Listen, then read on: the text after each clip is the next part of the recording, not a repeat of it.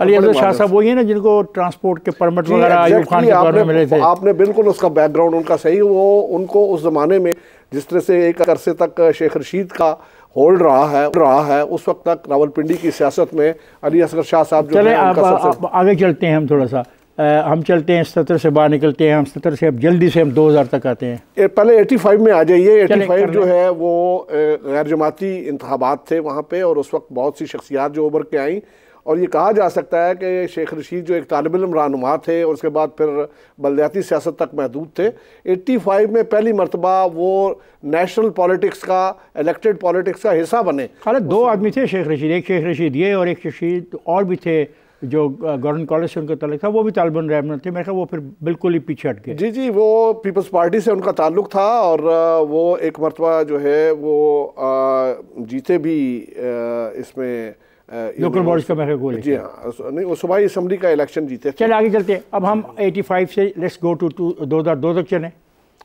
जी 2002 में अगर आप आ जाते हैं तो 2002 में एक तब्दीली जो है ना वो आई है, और उसमें जो शेख रशीद साहब जो हैं, अगरचे उन्होंने उस वक्त कामयाबी हासिल की, लेकिन उस वक्त वो नून लीग को छोड़ चुके थे जिससे वो पहले जीतते रहे थे, और फिर वो दोबारा इमर्ज किए और उन्होंने वादा किया अगर मैं ये नशिस्तें जीत गया तो मैं नवाज शरीफ के कदमों में रख दूंगा। ये कोई ऐसी बात की उनकी खुशकिस्मती है कि इसका कोई ऑलरेडी क्लिप मौजूद नहीं है, हालांकि इलेक्ट्रॉनिक दौर सोशल मीडिया उसमें इतना तेज नहीं था ना। लेकिन होता तो हमें क्लिप भी मिल जाता जी। लेकिन उन्होंने जो नून का वोटर है उसको वो करने के लिए, उसको अपनी तरफ रागिब करने के लिए ये। सर जब शेख साहब यहाँ से इलेक्ट हुए तो उस वक्त पिंडी की क्या पोजीशन थी? पिंडी, इस्लामाबाद और बशमुल टेक्सला क्या पोजीशन थी उसका निशिस्तों के वाले से? उस वक्त जो सिचुएशन है कि 2002 में 2 हल्के इस्लामाबाद के हो चुके थे, और बाकी जो है वो रावलपिंडी जो है वो 6 हल्कों तक महदूद था। तो उसमें अगर शहर की आप बात करें तो उसके दोनों नशिस्तों पे शेख रशीद साहब जीते थे, और उसके बाद शेख रशीद साहब ने एक नशिस्त छोड़ी, तो उसमें जो ज़िमनी इंतखाब हुआ था उन्होंने अपने भतीजे राशिद शफीक जो अब भी NA 57 से कैंडिडेट हैं उनको हमारे साथ थे वो। जी जी, उनको टिकट दिलवाया PTI का, अपनी पार्टी की बजाय उनको वो PTI का टिकट लेना पड़ा, और इसके बावजूद वो वहाँ से हार गए, और हनीफ अब्बासी जो हैं उन्होंने ज़िमनी इंतखाब में MMA के एक कैंडिडेट के तौर पे उनके भतीजे को शिकस्त दी। खालिद साहब अगर मैं ऐसा करूं कि मैं आपसे कहूं कि आप मुझे बताएं कि अगर इलेक्शन होते हैं, हम आ जाते हैं 2013, 2018 और 2023, अगर PTI यहाँ पे होती है तो क्या PTI अक्सरियत हासिल कर लेती, या PTI पाकिस्तान मुस्लिम लीग नवाज़ के साथ मुकाबला कर सकती थी, या पाकिस्तान मुस्लिम लीग नून PTI के साथ मुकाबला कर सकती थी? देखिए जी, टफ मुकाबला है, और उसमें देखें शेख रशीद को हम माइनस नहीं कर सकते, अगरचे वो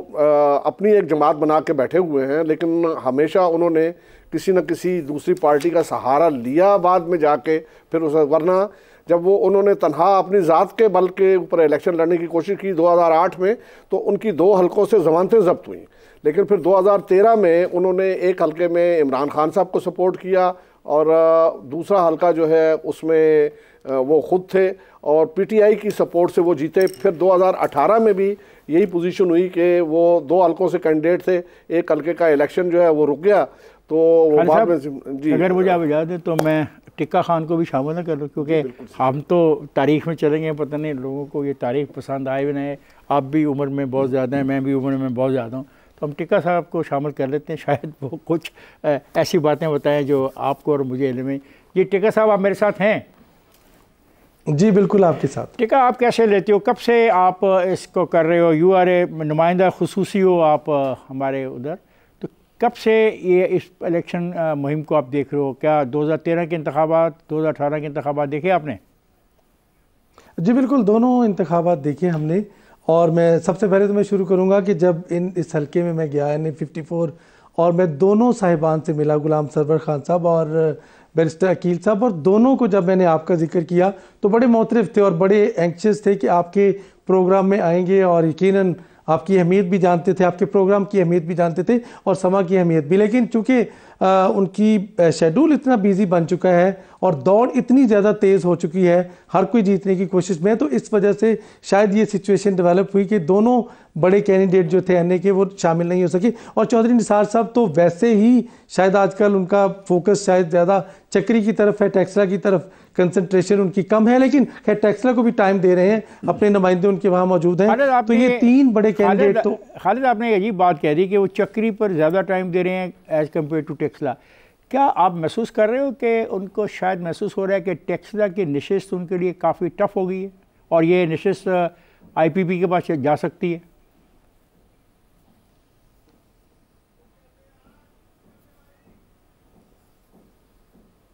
टिक्का साहब जी अच्छा जी बिल्कुल। जो मैं समझा खालिद साहब से बात हो रही है, एग्जैक्टली बहुत मुश्किल सूरत हाल है इस वक्त चौधरी निसार के लिए भी, क्योंकि चौधरी निसार के नीचे जो 2 कैंडिडेट है पीपी 12 और 13 वो तो खाली है। वहाँ तो मद्दे मुकाबिल है आईपीपी और मुस्लिम लीग नून और Jamaat Islami, even peoples party भी नहीं। और हाँ, पीटीआई ने जो आज नए टिकट्स जारी किए हैं, अभी थोड़ी देर पहले महसूस तकरीबन कोई घंटा पहले उन्होंने एक लिस्ट जारी की है जिस पे 2 नए कैंडिडेट रखे हैं, जाहिद महमूद और मलक फाहिद मसूद। ये जो फाहिद मसूद है ये अजरा के बेटे हैं और जो इनके कैंडिडेट है तैमूर मसूद उनके भाई हैं, और ये भी अब कैंडिडेट आ गए हैं। तो इस तरह नीचे चौधरी निसार को सपोर्ट हासिल नहीं है किसी तरह की भी।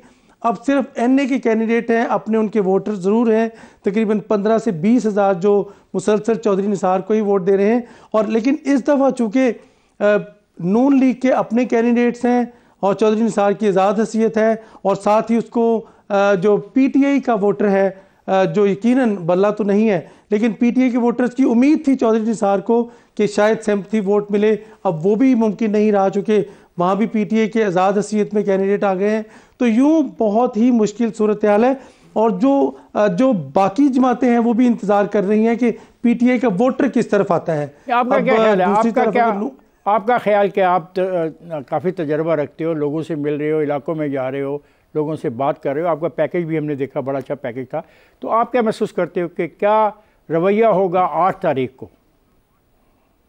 बहुत ज़बरदस्त आपने बात की। ये क्वेश्चन बेसिकली गुलाम सरवर खान ने यहाँ पे पीटीआई की बुनियाद रखी है, और ये लोगों को पता है कि बहुत ज़्यादा उन्होंने यहाँ पे मेंबर साजी की, कैंपेन चलाई, 2 नशिस्तें जीती, फिर हल्के में काम भी किए, 7-8 बिलियन के डेवलपमेंट वर्किंग उनकी देखी। फिर उन्होंने जो काफली के दौर में भी मिनिस्टर रहे, जो उनके 300 बच्चे थे आज वो यूनिवर्सिटीज़ में बैठे हुए हैं, आज वो डॉक्टर्स बन चुके हैं या फिर तैयारी कर रहे हैं डॉक्टर्स बनने की।